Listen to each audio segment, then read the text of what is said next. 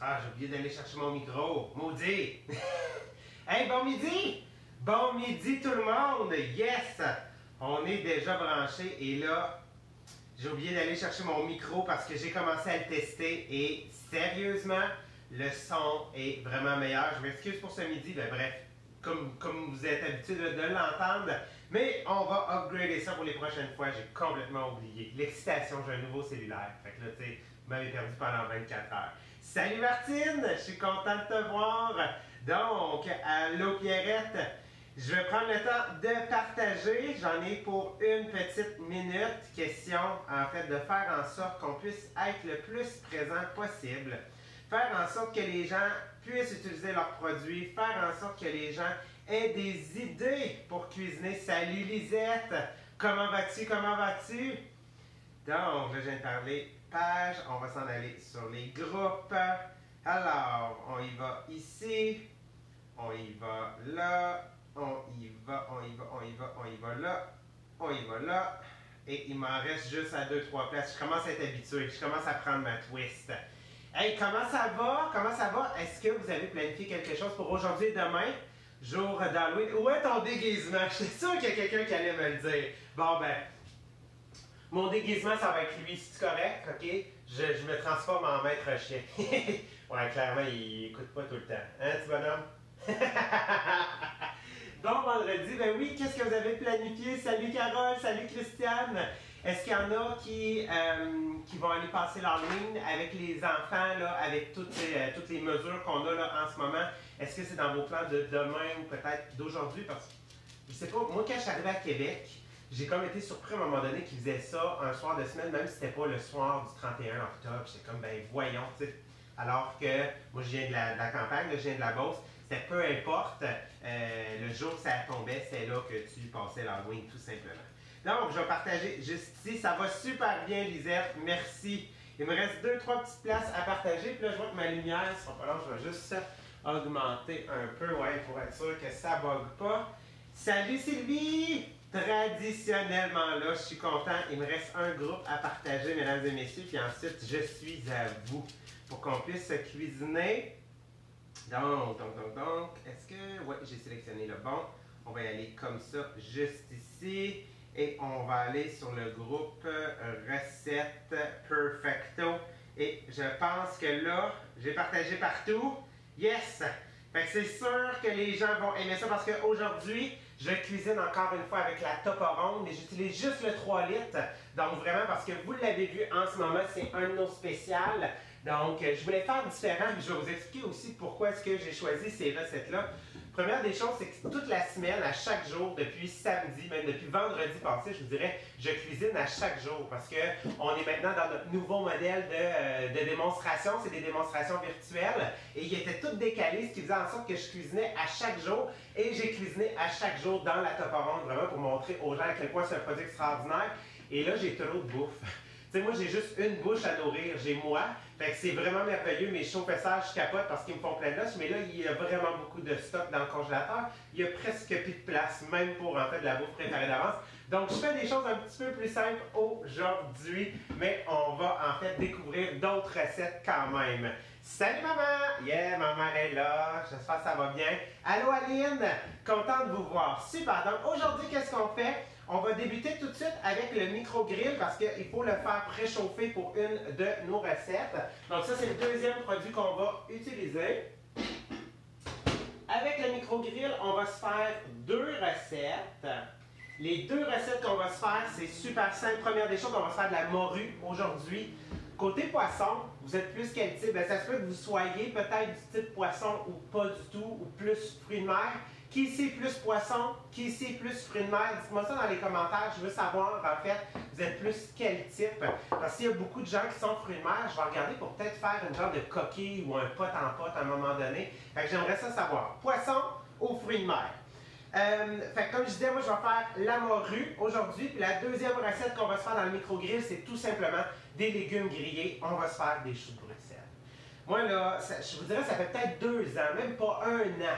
Là, ça commence à rentrer. Les deux, c'est égal. Salut Valérie! On a fruits de mer un peu plus pour Christiane. Pierrette a dit c'est égal. Aline a dit les deux. Super Martine a dit les deux. J'aime ça. Good. Fait que chou de Bruxelles, moi je dirais ça fait 2 ans vraiment que je pense que je me suis intéressé au chou de Bruxelles.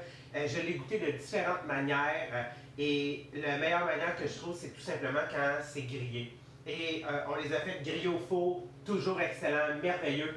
Puis on les a essayés de plus en plus grillés dans le micro-grill. My God, je capote, je trouve tellement que c'est un légume qui se grille bien parce que tu sais, il y a de la consistance, il y a les feuilles aussi, il garde quand même une texture croquante, al dente.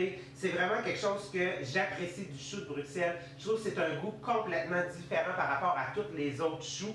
Et voir des choux de Bruxelles, on en a fait pousser, c'est ceux-là de notre jardin. Sérieux, j'ai capoté cette année. Fait que pour les faire, très très simple, on va tout simplement les enrober d'un peu d'huile, épices, sel, poivre, that's it. Tu n'as pas besoin de faire plus que ça. Fait qu'un peu d'huile, vraiment juste pour les enrober. L'objectif, c'est que tu ne veux pas qu'ils baignent. C'est pas vraiment comme une marinade, là, vraiment que tu veux que ça reste longtemps. Donc, tu débutes avec un peu moins, au pire, puis tu en rajouteras après. Je vais venir mettre des épices de type chimichurri. Donc ça, dans le chimichurri, il y a beaucoup d'ail. Parce que moi, j'adore l'ail. Fait que je le fais pendant que Jonathan n'est pas là. Un peu de sel, un peu de poivre. Puis je veux savoir, tu sais, parce que je sais que chou de Bruxelles, c'est pas tout le monde qui aime ça. Qui ici n'est vraiment pas du type chou de Bruxelles, puis ceux qui le sont. Fait que tu sais, marquez-moi chou de Bruxelles ou marquez-moi non dans les commentaires si vous ne l'êtes pas. OK? Fait que vraiment pour que je sache, est-ce que c'est un légume qui est consommé vraiment par les gens qui sont là avec nous aujourd'hui.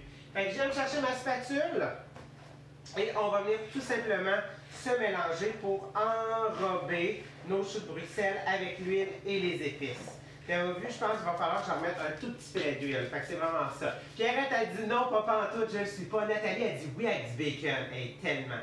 Choux de Bruxelles bacon.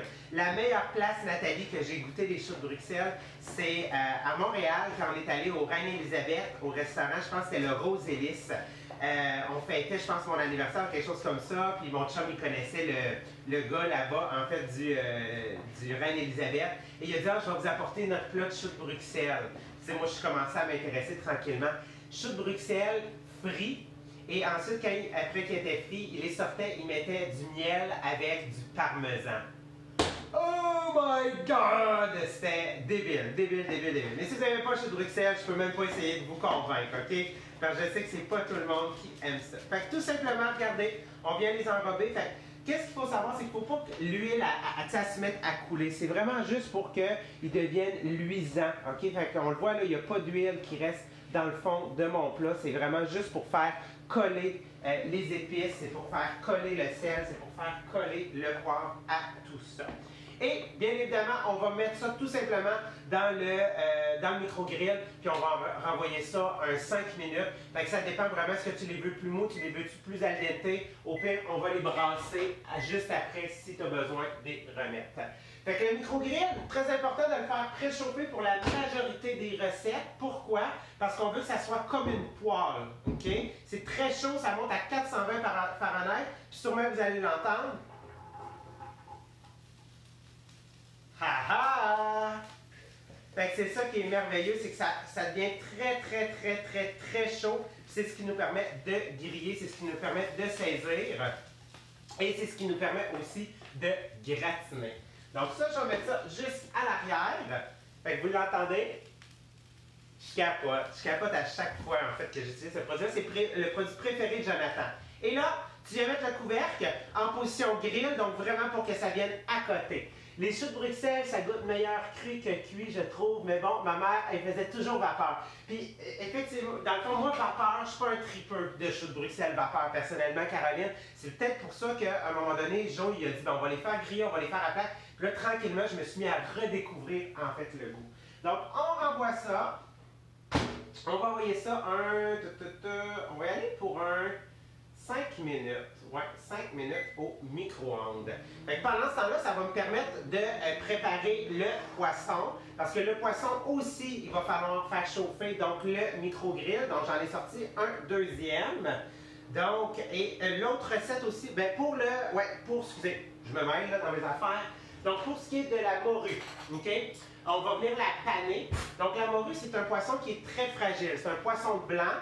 c'est un poisson de fond, donc ça, c'est pas tout le monde. Donc, c'est un poisson qui est un peu plus odorant comparé, tu sais, au saumon sauvage, comparé, tu sais, à toutes les autres sortes de poissons. Pour ce qui est, il faudra l'essayer dans le micro-grill. Ouais, sérieusement, Caroline, je pense que tu vas apprécier. En tout cas, si tu dis, je suis correct, j'aime ça, mais pas trop, moi, je trouve que ça donne une belle texture et il y a du croustillant. Donc, je reviens à mon poisson. Il y a différentes sortes de poissons. S'il y a un poisson qu'il faut que vous évitez, OK? Je vais vraiment être franc avec vous. Il y en a deux, OK? Ça, c'est parole de chef cuisinier, OK? Comme chef scout. Donc, c'est le tilapia. Le tilapia, vous ne voulez pas prendre ça parce que le tilapia, c'est un poisson d'élevage qui vivent l'un par-dessus l'autre sa vie dans sa haine. OK? J'en dirai pas plus. Et la deuxième des choses, oui, un peu comme l'aigle fin. L'aigle fin, il est un peu moins poisson de fond, Caroline, fait qu'il va être moins odorant. L'aigle fin est aussi un poisson qui est quand même très fragile. Le deuxième poisson qu'il faut absolument éviter, c'est le pangasius. Ça, là, vous ne touchez pas à ces deux poissons-là. Sincèrement, honnêtement, c'est pas dans des très très belles conditions que ça vit ces deux choses-là. Fait que c'est pas super. Puis même au goût, la texture, c'est pas des poissons qui sont le fun. Ce que j'aime de la morue, OK, parce que je sais que c'est pas tout le monde qui aime la morue, c'est que c'est très floconneux si elle est juste parfaitement cuite. Fait que ça, c'est un poisson qui est fragile, il faut juste que tu fasses attention. Fait que là, j'en ai 4, je vais y aller à 2 de la shot, fait que parce qu'il faut que j'apprenne à le tester. On dirait que je n'ai pas encore trouvé exactement le bon temps pour savoir quand est-ce qu'il est cuit juste parfait, pour pas qu'il claque dans les dents, en fait, là, le poisson.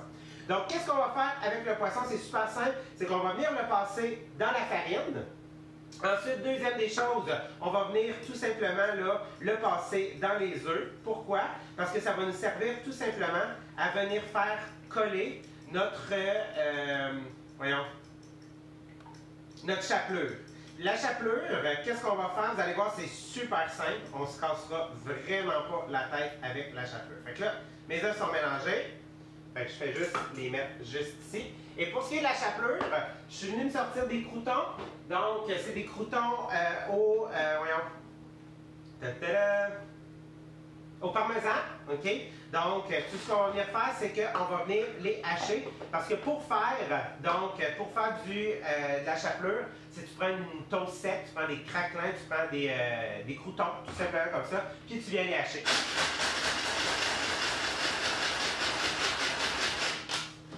Et voilà, tu le haches fin.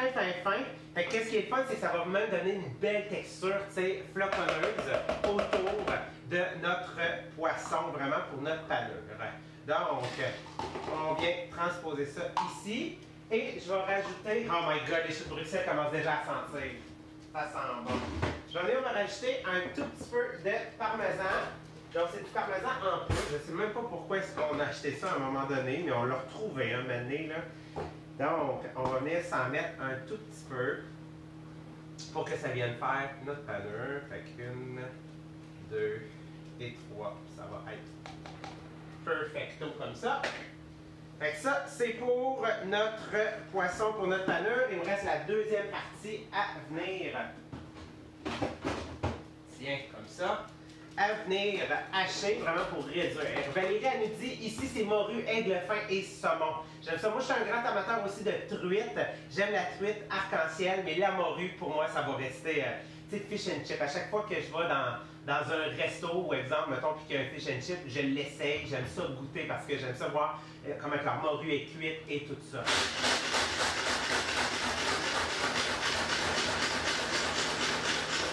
Poisson, t'as juste fait allusion au saumon tantôt. Puis là, j'ai un goût de sushi! Mon Dieu, tellement, ça fait longtemps. On a mangé pour notre anniversaire, moi puis Jo, durant le mois. Puis vraiment, ça faisait longtemps que j'avais pas mangé des sushis. Je pense que ça faisait quasiment un an. C'est pas drôle, hein? Mais ça, c'est une gâterie. Vraiment, les sushis, c'est une belle gâterie. Fait que j'ai la chapelure. Fait que ça, c'est bon. Donc là, mes choux de Bruxelles, je vais laisser le temps de terminer. On va pouvoir commencer. Donc, qu'est-ce que je fais? C'est que je vais venir prendre mon poisson. Pendant ce temps-là, il va falloir que je vienne le faire chauffer. OK, ce que je vais faire, rewind. Parce que là, il faut que je le fasse préchauffer. Ta-da! Je vais venir vous montrer ça. Parce que là, ça sent bon. On fait préchauffer lui. 4 minutes. Il faut que ça soit bien chaud. Et là, je vais pouvoir vous montrer. Wouhou! Oh my God!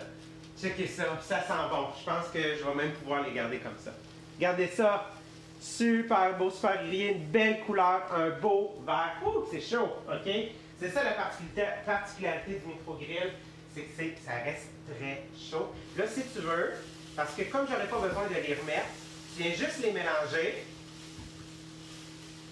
comme ça. Puis pour terminer leur cuisson, tu viens juste le remettre quelques minutes comme ça. Avec ça, on va se le tasser. Pendant ce temps-là, ça va nous permettre de venir se sortir et de se préparer une petite salsa. Parce que oui, pour accompagner la morue, salsa, c'est vraiment le fun. Donc pour ce qui est de la salsa, on va venir se prendre une tomate. Donc c'est les tomates en fait de notre panier bio tout simplement. Donc on va venir la couper. Comme ça, juste ici. On vient enlever le petit cœur, comme ça, juste en coupant en diagonale. C'est parfait. Donc, on y va dans le petit hachoir mélangeur. Fait qu'on va y aller, en fait, juste la tomate pour débuter. Puis, je vais les transférer. Fait que je ne voulais pas juste sortir mon gros parce que je trouvais que ça n'allait pas en donner assez à l'intérieur. Fait qu'on vient donner quelques coups.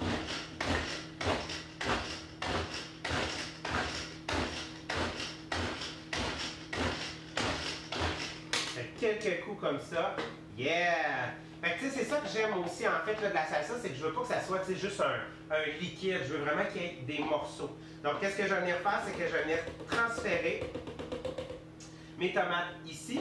Ensuite, on va venir s'ajouter des tomatillos. Je ne sais pas si vous connaissez ça, les tomatillos. Donc moi j'ai appris, donc le tomatillo, qu'est-ce que c'était? C'est des cerises de terre, mais qui ont grossi.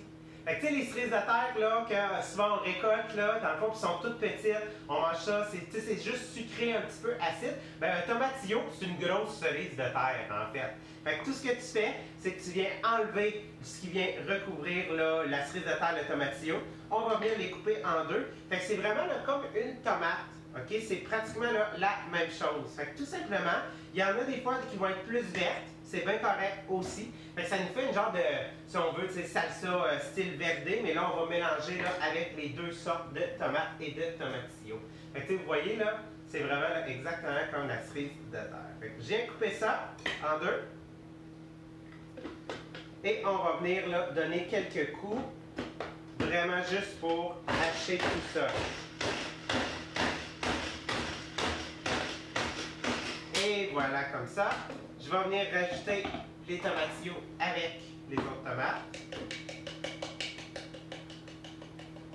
Comme ça, juste ici. On va tasser ça un tout petit peu. On va venir se mettre un tout petit piment. OK? Donc, c'est du piment fort. Donc, je vais juste venir enlever le dessus. On va venir hacher ce petit piment-là. Alors, là, il ne veut pas hacher bien. Fait qu'est-ce que je vais faire pour l'aider à se hacher? Je vais venir rajouter de l'oignon.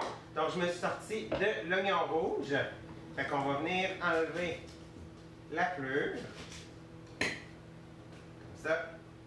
Comme ça. Puis là, j'ai touché au piment fort. Qu'est-ce qui est important? C'est que je ne me touche pas les yeux. OK? Parce que là, si je me touche les yeux, je vais brailler ma vie pendant un méchant bout. Fait qu'on va venir se recouper l'oignon en sections, comme ça, avec le petit piment. Fait que là, en ayant, oh, il y a un peu de, ce sera pas long, comme ça, il y a, dans le fond, plus de stock, fait que probablement que le piment, là, va venir vraiment se hacher. Ouais!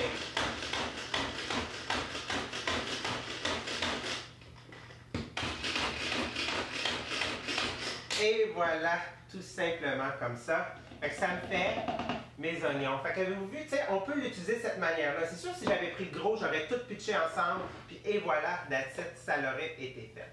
Fait qu'on vient ajouter ça. Ouh, on sent l'oignon et le petit piment, on le sent. Fait que comme ça, juste ici, il va me rester un peu, en fait, là, de fines herbes à venir hacher. Mais juste avant de la terminer, qu'est-ce qu'on va faire là? On va passer à notre poisson. Parce que là, le micro-grill est chaud, fait qu'on ne veut pas trop attendre, parce qu'on veut vraiment, tout simplement, là, que ça reste chaud. Fait que ça, je vais le mettre là. On va fermer ça. Et voilà, on est prêt, on start ça. Fait que j'enlève le couvercle. Je vais tout simplement le mettre ici à l'arrière. Et je prends mon premier morceau de poisson. je vais venir le passer dans la farine. Donc, vraiment pour faire aider les œufs à adhérer. Donc, c'est un peu sloppy, mais c'est correct. Tu peux y aller avec des pinces aussi, il n'y a pas de problème. Comme ça. Fait que je vais venir enrober. Voilà. Comme ça. Et là, pour terminer, une fois que j'ai enrobé, je viens le mettre à l'intérieur. Et là, je viens m'assurer que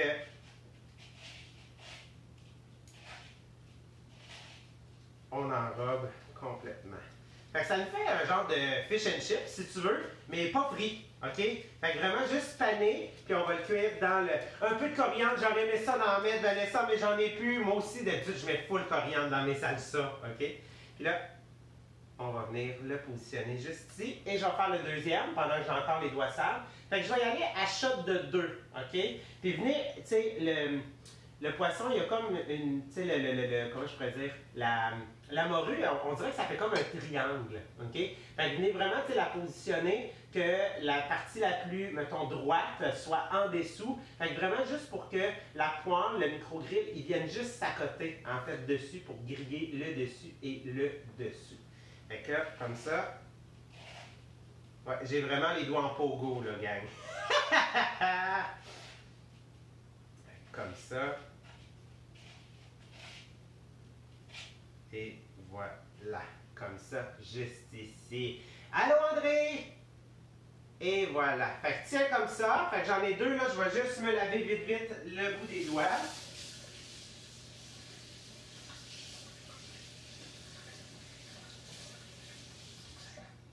Fait que comme ça, juste ici. Et là, je vais venir prendre mon couvercle. Et on va venir le déposer encore une fois en position grill, parce que je veux vraiment que ça l'accote. Puis là, on voit dans le fond, il y a comme un côté qui est plus épais, fait qu'on va juste venir équilibrer, comme ça, juste ici. Et on va débuter, je pense que 3 minutes et demie, étant donné que mon micro-ondes est très fort, ça va être juste parfait. Fait que 3 minutes et demie, puis on devrait être pas pire.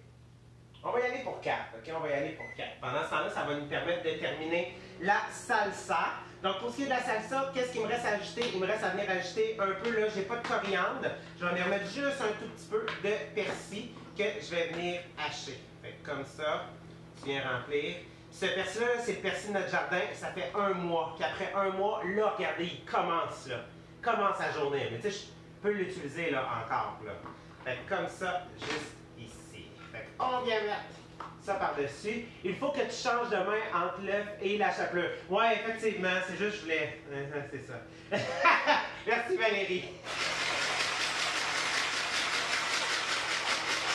Fait que, et voilà, yes, là, il y a deux petits là, qui n'ont pas voulu se faire hacher parce qu'ils étaient pognés. On va juste leur donner 2-3 coups et on va être en business. Yes! Fait que les fines herbes sont hachées. On vient mettre ça à l'intérieur, comme ça, juste ici. À peine une goutte d'huile, comme ça. Un peu de sel. Et à peine de poivre parce qu'on a quand même le piment qui est à l'intérieur, qui vient vraiment, en fait, leur rajouter la touche plus épicée. Puis, et voilà. Fait que ça, tu manges ton poisson avec la salsa, tu peux la mettre directement dessus. C'est génial. Fait que regardez, une belle petite salsa faite dans le temps de le dire pour accompagner le poisson. Une des salsas que j'adore, ok, vraiment, c'est que moi j'adore la salsa mangue et ananas ou mangue ou fraise pour accompagner le poisson. Sérieusement, c'est vraiment un beau type de salsa. Ça se mange bien, ça fait frais, c'est ce qu'on recherche souvent, tu sais, avec le poisson, avec, tu sais, style salsa tomate. Fait que, et voilà, j'ai ma belle petite salsa tout simplement. Fait qu'on va la mettre de côté. Et pour terminer, aujourd'hui, la dernière recette qu'on va faire, on va venir se cuisiner le fameux Rice Krispies. Yes, yes, yes, du Rice Krispies, donc décoré. C'est une belle collation. Ça se congèle bien aussi, donc c'est vraiment en fait parce que je vous assure, je ne mangerai pas tout cela one shot. Donc pour ce qui est de la taupe ronde, aujourd'hui on n'aura pas besoin d'utiliser ces deux morceaux-là, on va juste avoir besoin du 3 litres avec le couvercle. Même je vous dirais le couvercle on n'a pas besoin parce que c'est vraiment juste pour faire fondre nos guimauves, puis on n'a pas besoin de le mettre sinon ça se met à gonfler comme pas possible. Fait on va le passer, je vais venir me sortir une tasse à mesurer. Donc, j'ai besoin de 5 tasses de guimauve. Puis les guimauves, on va se le dire, ça c'est quelque chose que tu achètes l'été, tu en manges 2 sur le feu, OK? Donc, quand tu fais un feu de camp, puis il te reste toujours tout ça, OK? Nous autres, chez nous, ça ressemble à ça. Fait que là, mon chum m'a dit, il faudrait que tu passes les guimauves, OK? On appelle ça du rougail. On appelle ça rougail tomate d'où je viens. Tu veux dire la salsa, ça, Vanessa? Hein, ça m'intrigue. Rougail. C'est bien cool comme mot. C'est à quelle origine? C'est vraiment, ça veut dire salsa, c'est ça? Je suis intrigué. Dis-moi ça dans les commentaires, je veux voir. Fait que je vais prendre les guimauves, j'ai besoin de 5 tasses. Donc là, j'ai 2 tasses ici. Fait que vraiment, là, tu viens les chercher. Puis qu'est-ce qui est fun, c'est que ces guimauves-là datent du début de l'été. Et sérieusement, elles sont encore super belles, OK? Fait que ça, là, c'est une des choses que j'aime vraiment parce que ce qui est dur reste dur, ce qui est mou reste mou. Fait que mettons, on va dire, on a 2 tasses. Ensuite, la recette était faite vraiment pour des petites guimauves, mais c'est pas grave. Fait qu'on va venir remplir ça, comme ça, comme ça. Fait qu'un autre 2 tasses, puis tiens, un autre tasse, on va y aller comme ça. Yes! OK! Fait que là, je vais tasser, on va pouvoir aller voir notre poisson. On va se croiser les doigts, on va espérer que Jean-Philippe n'ait pas fait de gaffe. Fait que je vais mettre le poisson ici, je vais juste tasser ça 30 secondes. Et on va venir voir, ça sent très bon. Oh! Oh! Je pense que maintenant, je suis capable de faire tout genre pané. Et ça ressemble vraiment à des croquettes, tu sais, les croquettes ou les bâtonnets de poisson que tu achetais là, à l'épicerie, là, tu sais, qui se vendent à l'épicerie. Sérieux, c'est pareil, la panure est identique. Regardez ça. Regardez ça comme c'est beau. Ils sont super beaux, sont bien grillés. On voit que la panure est croustillante. Hey, j'ai hâte de voir. Fait que là, on va les mettre de côté. Puis tantôt, je vais pouvoir vérifier en fait s'ils sont bien faits. Puis qu'est-ce qui est le fun, c'est que là, au lieu de venir l'accoter dessus en position grille, regardez, je peux juste venir croiser. Puis là, il est comme en cocotte, fait que ça va garder la chaleur. Fait que s'il en manquait un tout petit peu, il va terminer de cuire tout simplement comme ça ici. Hey, je capote. Trop facile, j'aime ça. OK! Donc là, j'ai en fait mes guimauves. Qu'est-ce qu'on va venir rajouter? On va venir se rajouter un quart de tasse de beurre. Donc, j'ai mon beurre juste ici. On va venir se couper un quart de tasse. Donc, un quart de tasse, c'est environ ça. Fait que là, ça, on a coupé un peu. Fait qu'on va y aller comme ça. On vient mettre ça. Et là, qu'est-ce qu'on va faire? On va envoyer ça 1 minute à intensité maximum au micro-ondes. Fait que 1 minute comme ça. Super! Pendant ce temps-là, ça va me permettre de vous expliquer pourquoi mes Rice Krispies ne sont pas en fait dans un modulaire encore. Moi, la manière dont je fonctionne pour beaucoup de choses, dans le garde-manger, principalement aussi au congélateur, je vous donne des exemples, c'est que tant que la boîte n'est pas ouverte ou quoi que ce soit, je ne le transfère pas. Parce que je le sais, OK, que c'est ultra hermétique, ça, c'est conçu pour ça, OK? Donc là, aujourd'hui, je vais l'ouvrir devant vous. Fait que c'est sûr qu'après le live, là, il va s'en aller dans un modulaire pour être sûr que les Rice Krispies se terminent croquants. Parce que qu'est-ce qu'il y a de plus décevant, OK, que de manger des Rice Krispies le matin, ça fait longtemps, je pense depuis que je suis jeune que j'ai pas mangé ça, que tu verses du lait, puis il n'y a aucun crépitement, en fait, dans tes Rice Krispies. Tu n'entends même pas le là, c'est comme, ouais, clairement, je vais terminer avec une pâte, en fait, dans la bouche. Fait que moi, j'attends toujours une fois que c'est ouvert. Au congélateur, avec quoi est-ce que je vais le faire? Avec les fruits congelés. Dans le sens que si, exemple, mettons que j'ai terminé tous mes fruits, là, dans le fond, qu'on a cueillis l'été, puis j'achète un sac de fruits congelés. À ce moment-là, le sac de fruits congelés, si je ne l'ouvre pas tout de suite, je vais le laisser dans le sac parce que ces sacs-là sont fermés à l'azote. Ce qui fait que ça va vraiment bien se conserver, puis il n'y aura pas de glace. Mais une fois que c'est ouvert, là, à ce moment-là, je vais le transférer dans un garde-gel. Donc, on va venir commencer à mélanger. Je ne reprendrai pas la même spatule, je ne veux pas des oignons dans mon Rice Krispies. Fait qu'on vient faire un premier mélange. Oh my God! Je sais pas si ma mère est encore là.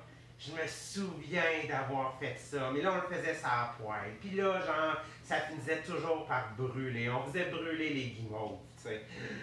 My God, ça sent ma jeunesse. Y en a-tu que ça leur rappelle des souvenirs, ça? Des Rice Krispies, des cargo Rice Krispies? J'espère que je suis pas tout seul, là. Tu sais, hey, mon Dieu, la dernière fois j'ai mangé ça, je sais même pas quand j'ai mangé ça la dernière fois. Fait que là, comme ça, ici, fait que qu'est-ce que j'en fais, c'est qu'il va me rester 1 minute à les renvoyer. Donc, c'est 2 minutes au total. Donc, une dernière minute. Tada! 1 minute, Jean-Philippe, 1 minute. Fait que 1 minute comme ça. Good! Fait que là, on va se l'ouvrir.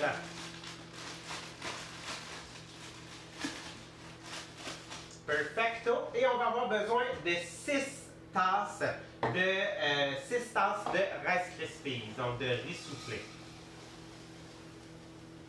Bon, ça fait 2. Je pense que je vais juste les transférer là pour en attendant, pour pouvoir tout les... Fait que ça fait 2, 4 et 6. Fait que ça ici, c'est parfait. Fait que là, je vais avoir mes 6 tasses de riz soufflé. André a dit oui, ça me rappelle. Elle dit ça sent juste que chez nous, les Rice Krispies, Carole. T'habites dans quel coin, Carole? T'es où? Ma mère, elle se souvient, j'aime ça, oui, des Rice Krispies, mon Dieu. Et c'est nostalgique. Il y a des recettes comme ça, là. Nous, on les faisait dans la tasse à mesurer en Pyrex. La grosse variable, tu sais, elle était pesante, vraiment. Ah oui, je me souviens tellement. Fait que, et voilà, fait que là, en fait, les guimauves sont bien fondus. Fait qu'on vient mélanger. On va venir rajouter une touche de vanille, un tout petit peu. Et voilà. Et on va venir, là, mélanger avec la vanille. Et on va venir ajouter les Rice Krispies. Et là, c'est de mélanger. Oh my God! Maman! Ok, je trippe à faire des Rice. Excusez, là. Ça faisait tellement longtemps que j'avais pas fait ça. Je trippe à faire des Rice Krispies. C'est pas drôle, hein? Là, bien évidemment, si en fait vous conservez vos Rice Krispies dans un modulaire, OK, et que vous refaites cette recette-là, en fait, là, en février ou en mars ou même en juin, on va le savoir que c'est des Rice Krispies, en fait, du temps des fêtes. Savez-vous pourquoi? Parce qu'ils sont verts et rouges, les Rice Krispies du temps des fêtes. Fait que ça, OK, ça devient un peu plus difficile. Fait que là, tu t'assures de vraiment tout aller gratter.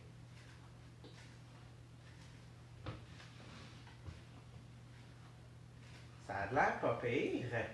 Et en fait, pour pouvoir les étendre, je vais venir utiliser mes Ultra Pro. Donc ça, c'est un vieux modèle, mais je le trouvais intéressant, l'aspect carré. J'aurais pu aller avec un garde-bouteille aussi, garde-bouteille carré ou garde-bouteille rectangulaire.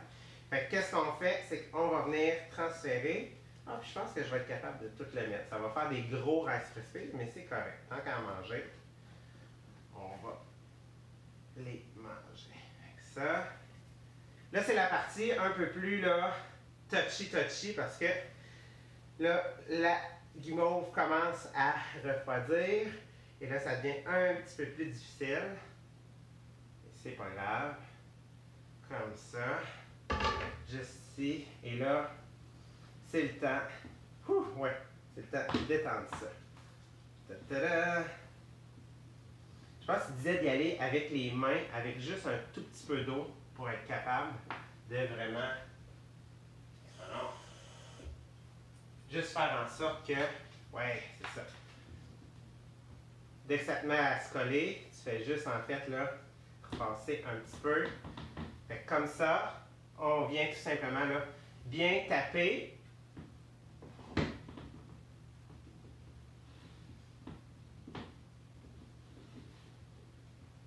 Et voilà. Tiens, nos Rice Krispies sont prêts, sont terminés. Graisses-tu, on beurrait nos doigts de beurre ou de margarine pour l'étendre? Oh mon Dieu, ok, fait que oui. Graisses-tu, c'est pas là, je l'ai pas vu. Graisses-tu ou tes mains avec du beurre? Juste, moi dans le fond, souvent là, quand il y a quelque chose de collant, mon chum il dit des fois, fais juste un peu d'eau, tu sais, pour pas rajouter si tu veux du gras, mais tu sais, j'imagine ça fonctionne là, aussi bien. Fait que juste un peu d'eau, parce que ça fait en sorte que souvent c'est ça, c'est que ça vient pas coller. Fait que regardez, dans le temps de le dire, c'est fait. Fait que là, il va rester le temps à refroidir. Moi, je vais vérifier ma morue. Puis, c'est ça.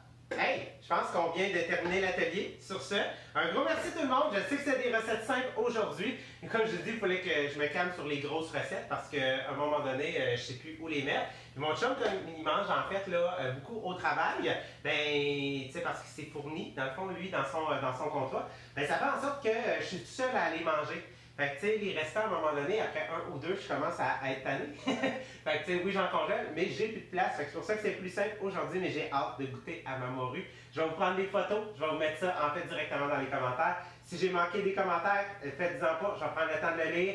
Merci à tout le monde d'avoir été là ce midi. Je suis vraiment content que vous soyez là semaine après semaine, c'est tellement le fun. Puis je veux vous dire, en fait, un énorme merci à tous ceux, en fait, qui font partie des gens, en fait, qui nous soutiennent, puis qui font partie de notre clientèle.